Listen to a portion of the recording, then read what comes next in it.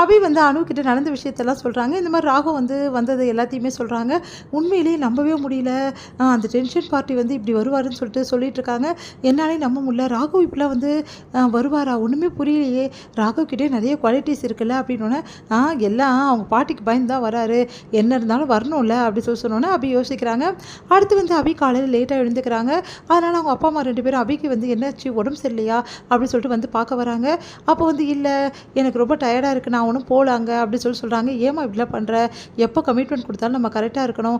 நம்ம கரெக்டாக இருந்தால் எந்த பயமும் கிடையாது, யாருக்கும் எந்த பயப்பட வேண்டிய அவசியமும் கிடையாது அப்படின்னோடனே ஆமாம் நம்ம கரெக்டாக இருக்கோம், நம்ம ஏன் எல்லாருக்கும் பயப்படணும்? டென்ஷன் பார்ட்டிக்குலாம் பயப்பட வேண்டிய அவசியமும் நம்மளுக்கு கிடையாது. அவர் என்ன சொன்னாலும் நம்மளுக்கிட்ட கவலை, அவர் என்ன பண்ணாலும் நம்ம பார்த்துக்கலாம் அவர் கை அப்படின்னு சொல்லிட்டு சரிங்கப்பா நீங்கள் சொல்கிறது தான் கரெக்டு, நான் உடனே கிளம்புறேன் அப்படின்னு சொல்லிட்டு கிளம்புறாங்க. இங்கே வந்து என்ன பண்ணுறாங்க, எல்லோரும் சாப்பிட உட்காடுறாங்க. அப்போ வந்து பாட்டி வந்து ராகவ் கிட்ட எல்லாருக்கிட்டையுமே கேட்குறாங்க, என்னாச்சு இன்னும் அபி ஏன் வரல? ஆமாம் அபி ஏன் வரல அப்படி சொல்லிட்டு எல்லோரும் பார்த்துட்ருக்காங்க. உடனே ராகவ் வந்து யோசிக்கிறாரு. சரி ஓகே சொல்லிடலாமா அப்படின்னு சொல்லிட்டு அவள் வர்றது சந்தேகம் தான் அப்படின்னோடனே எல்லோரும் அதிர்ச்சி என்னப்பா சொல்கிற அப்படின்னும் போது கரெக்டாக அபி உள்ளே நுழையிறாங்க. அபி வந்துட்டாலே என்ன சந்தேகம்னு சொன்னேன். இல்லை சீக்கிரமாக வர சந்தேகம்னு சொல்கிறேன், வேறு ஒன்றும் இல்லை அப்படின்னு சொல்கிறாங்க. ஒரு சிலர் நான் வரமாட்டேன் நான் அவ்வளோதான் நினச்சாங்க, ஆனால் அவங்க முன்னாடி நான் கெத்தாக வந்துட்டேன். இந்த அபின்னா சும்மாவா? எப்போவுமே அபி வந்து தனி ஆள் புரியுதா அப்படின்னு சொன்னோன்னே உடனே வந்து அபி வந்துட்டா கலகலன்னு ஆகிடும் வீடு அப்படின்னு சொல்லிட்டு பாட்டி சொல்லிட்டு இருக்காங்க. சரி எனக்கு போதும்னு சொல்லிட்டு எழுந்துக்கிறாரு. நம்ம வந்து ராகவ் என்னப்பா சரியாகவே சாப்பிடல, எனக்கு போதும், எனக்கு மீட்டிங்க்கு டைம் ஆகிடுச்சு அப்படின்னு சொல்லிட்டு கிளம்புறாரு. அடுத்து வந்து மீட்டிங் போகிறீங்களா, அதுவும் சாப்பாடு வேஸ்ட் பண்ணிட்டு போகிறீங்களா, உங்களை சும்மாவே விட மாட்டேன், என்ன பண்ணலாம் அப்படி சொல்லிட்டு யோசிக்கிறாங்க. செம்ம ஐடியா இருக்குது அப்படி சொல்லிட்டு வெளியே போகிறாங்க. வெளியே போயிட்டு என்ன பண்ணுறாங்க, காரில் வந்து அந்த சைலன்சர்ல வந்து கர்ச்சிப்பை வச்சு அடைச்சி விட்டுறாங்க.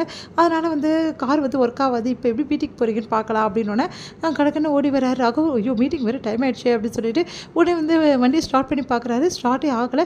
என்ன இது ஸ்டார்ட்டே ஆக மாட்டேங்குது அப்படின்னு சொல்லிட்டு யோசிச்சுட்டே இருக்காரு. மறுபடியும் ஸ்டார்ட் பண்ணி பார்க்குறாரு. என்ன பண்ணுன்னு தவிக்கிறாரு. என்னங்க ஸ்டார்ட் ஆகலையா? மீட்டிங் போகணும்னு சொல்லிட்டு ஓவராக பந்தா காட்டினீங்க, இப்போ என்னென்னா உங்கள் கார் ஸ்டார்ட் ஆகலை, என் வண்டி டப்பா வண்டின்றீங்க, இப்போ உங்கள் கார் டப்பா காரா அப்படி சொன்னோன்னே சரி உனக்கு இப்போ என்ன தான் வேணும் அப்படி சொல்லிட்டு கேட்குறாரு. எனக்கு எது வேணாப்பா அப்படின்னு பேசிகிட்டு இருக்காங்க. அப்போ ஆகாஷ் வராரு.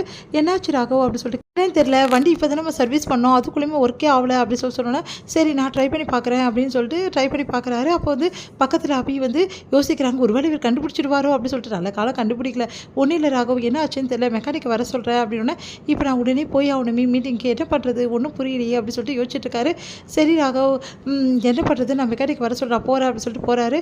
உடனே வந்து ராகவ் வந்து பார்த்துட்டு அபி கேட்குறாங்க, என்ன மீட்டிங் போகலையா அப்படின்னு சொல்லிட்டு கேட்குறாங்க. இந்த ராகவை பற்றி என்ன நினச்ச, மீட்டிங் நான் போகணுன்னு அவசியம் கிடையாது, மீட்டிங்கே இங்கே வர வைப்பேன் நான், அப்படிப்பட்ட ஆள் நான் அப்படி சொல்கிறாரு. ஓவராக பந்தா கட்டுறாரா, இது வேலை பத்தாது, இன்னொரு வேலையை வைக்கணும் போல் இருக்கே அப்படி சொல்லிட்டு அபி யோசிக்கிறாங்க. அடுத்து வந்து இங்கே என்ன பண்ணுறாரு, முரளி வந்து செமையாக டென்ஷனாக இருக்கார். எப்படியாவது வந்து விடவே கூடாது, அபி எப்போ பார்த்தாலும் இங்கே வேலைக்கு வந்துடுறாளே, அபி எப்படி வேலைக்கு எடுக்கணுமே அப்படின்னு சொல்லிட்டு வந்து நைஸாக வந்து எல்லாருக்கிட்டையும் பேசி பார்க்குறாரு. ஆனால் யாருமே வந்து இந்த மாதிரி அபி வேலைக்கு போகிறத பற்றி பேசவே மாட்டேங்கிறாங்க. அதனால் முரளி என்ன பண்ணுறதுன்னு தவிக்கிறாரு.